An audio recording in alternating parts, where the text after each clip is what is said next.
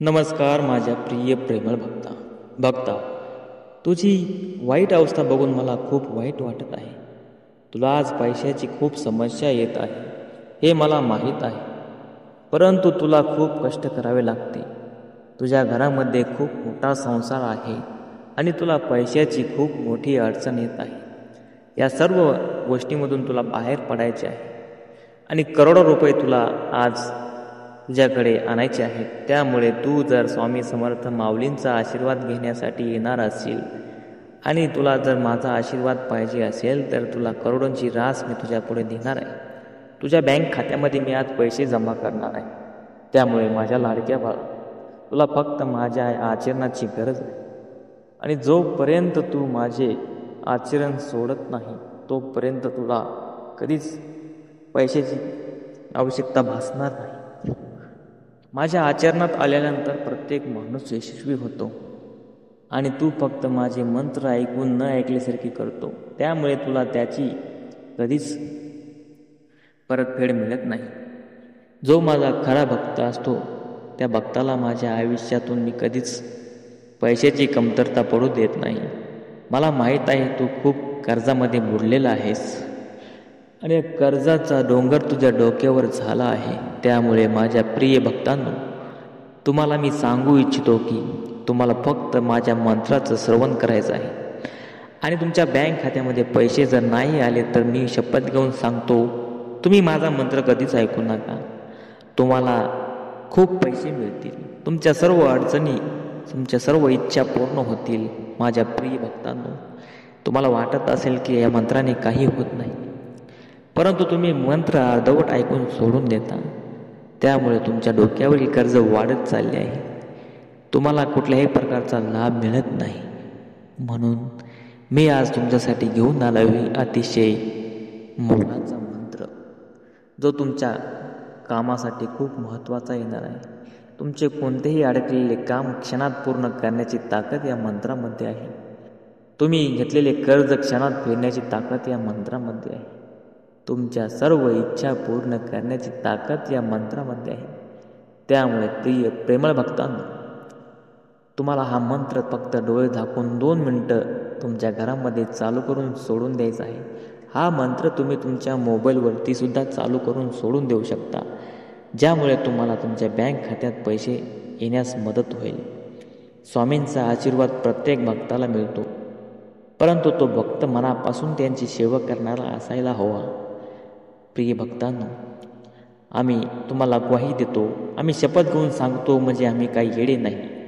आम्हाला वाटतं आमच्या भक्ताचं कल्याण व्हावं, परंतु ते भक्त जर आमचे मंत्र ऐकत नसतील आणि आमच्याकडून लाखोंची अपेक्षा करत असतील तर ते काहीच कामायचं नाही.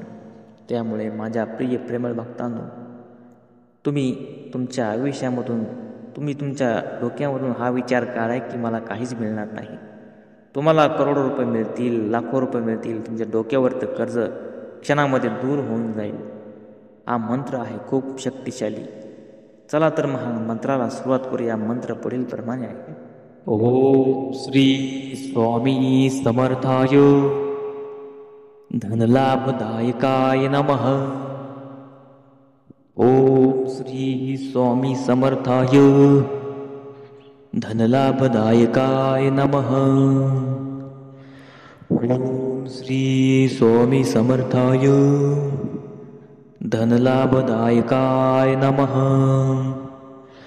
ओम श्री स्वामी समर्थाय धनलाभदायकाय नमः. ओम श्री स्वामी समर्थाय धनलाभदायकाय नमः. ओम श्री स्वामी समर्थाय धनलाभदायकाय नमः. ओम श्री स्वामी समर्थाय धनलाभदायकाय नमः. ओम श्री स्वामी समर्थाय धनलाभदायकाय नमः. ओम श्री स्वामी समर्थाय धनलाभदायकाय नमः. ओम